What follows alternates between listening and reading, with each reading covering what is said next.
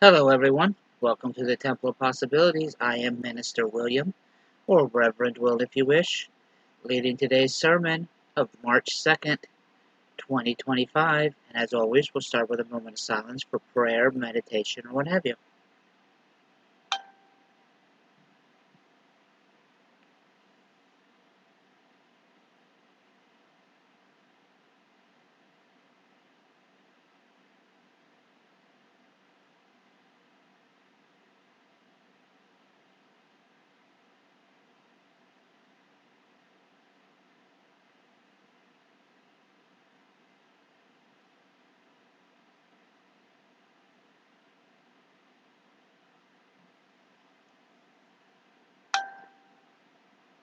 All right, thank you.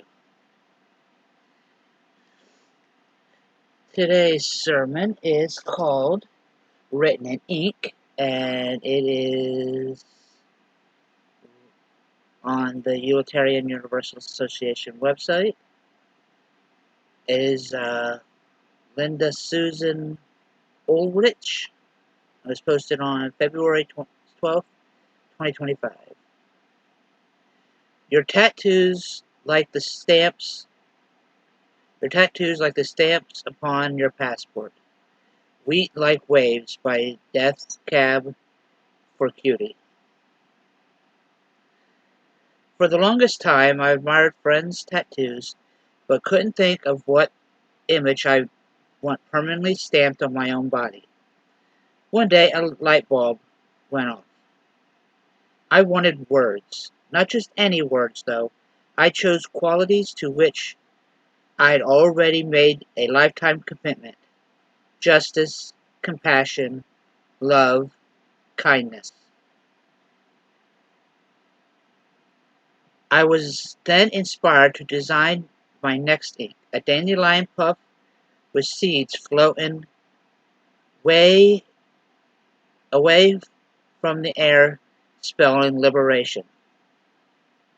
I felt these words music for years, even when I wasn't ready to answer its call.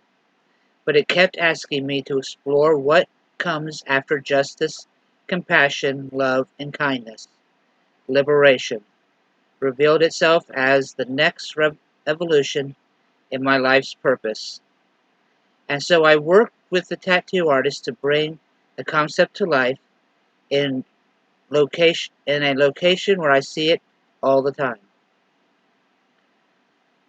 What I wasn't prepared for, though, was the way this commitment began writing itself on my life, not just my forearm. I started growing a friendship with someone I'd long admired, someone I considered to one of the cool kids in our shared community. To my delight, he was equally enthusiastic at the prospect, and we began corresponding regularly. I wasn't popular growing up, and this new relationship gave me confidence. It was profoundly healing. Then, at my instigation, I had a conversation with someone who caused a deep trauma in my life. I wanted answers. As we talked, I heard more about his own tragic history, and my story shifted, as though a new operating system has been installed in my brain. My anger drained away, and as did the echoes of hurt I'd carried with me for decades. I kept staring at my tattoo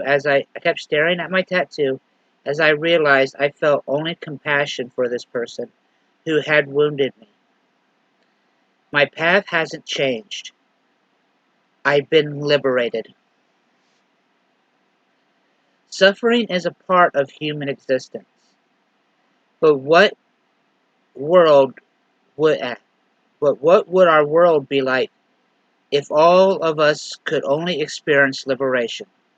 What emotional and spiritual resources would we be available if we weren't owned by our hurt and numbness that locked us down?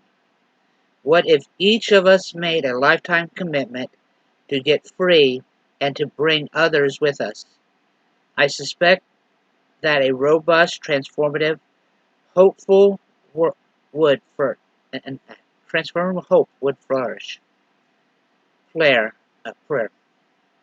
Spirit of liberation, prepare our hearts to receive our blessings and healing and resistance.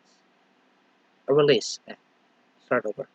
Spirit of liberation, prepare our hearts to receive your blessing of healing and release. When disappointment and pain overwhelm us, keep pointing us forward on your path. Teach us how to use your wisdom on behalf of all souls so that we can get free. Amen and blessed be.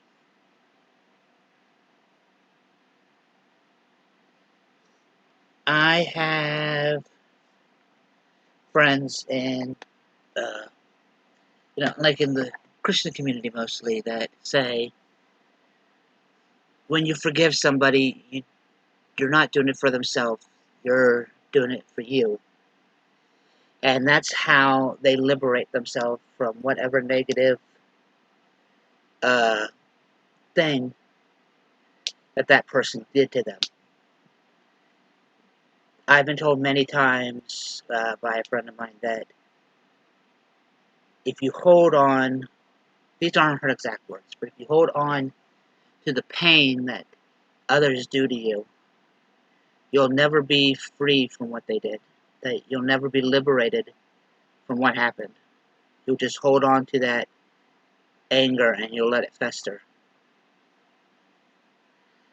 I'm not always the best of listening to that advice, but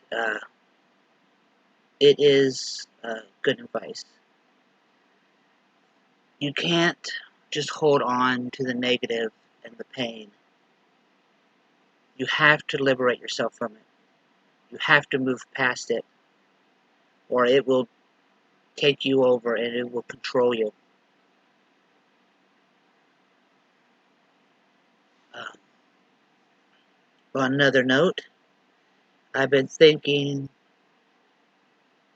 a lot, and I sometimes feel that, you know, sometimes the sermons here aren't that long, but when I watch other things with sermons and church going on, most of their thing is filled with the songs and hymns and different things, and so that's why I came to the conclusion that that's why my sermons always seem so short, is because I don't have hymns. We aren't we don't have songs, like 3 or 4 songs to sing during each service. So I'm not that disappointed about it until maybe if we ever get a what do you call it, a physical location.